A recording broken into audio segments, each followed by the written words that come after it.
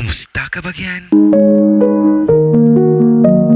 Ipinagluto kita, hipon naman. Pero teka, bakit may okra? Napakasarap niyan kabagyan. Para kang kumain ng pizza na maraming mozzarella cheese dyan. Tuloy mo lang manood kabagyan. Dahil pagkatapos nito, tiyak may matututunan ka na naman. Sa mga natuto na, paki-comment nyo naman. Dahil sa kabagyan, nandito lang, naghihintay, nag-aabang. Hipon ang naunang, nilinis ko't hiniwa. Pagkatapos kong hugasan kabagyan, ang dairy cream sa kawali naman.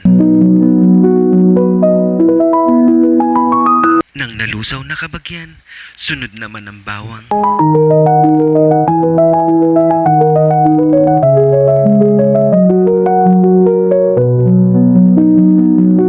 Nag-brown na ang bawang kabagyan, ilaglag ko na ang hipon dyan.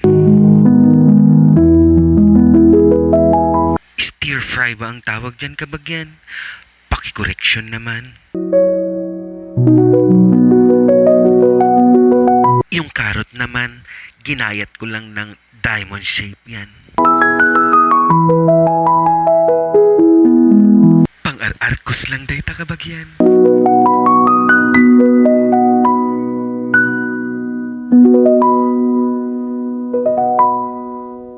Katulad din ng carrot kabagyan, yung sili naman natin dyan, dagdag kulay lang. Ang okra naman, in-steam ko lang. Sa garnish naman kabagyan, dahon ng sibuyas ang ginamit ko dyan. Pagkatapos ng 5 minutes kabagyan, si okra, pwede nang ihanda.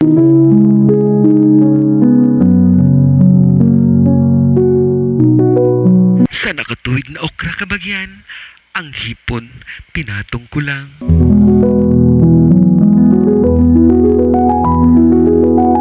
Sunod naman, ang dairy cream na maraming bawang. Bago tayo magpatuloy kabagyan, shout out ko nga muna. Ashley May Castañeda, Justin Castañeda at Carlo de Guzman, mga pamangkin ko yan.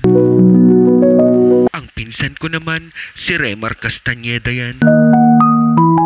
Shout out din sa'yo, Alma Valeriano, nasa Kuwait naman.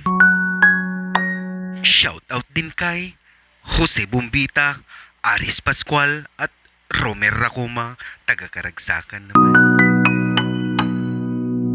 Eto na kabagyan, mukhang pwede nang tikman.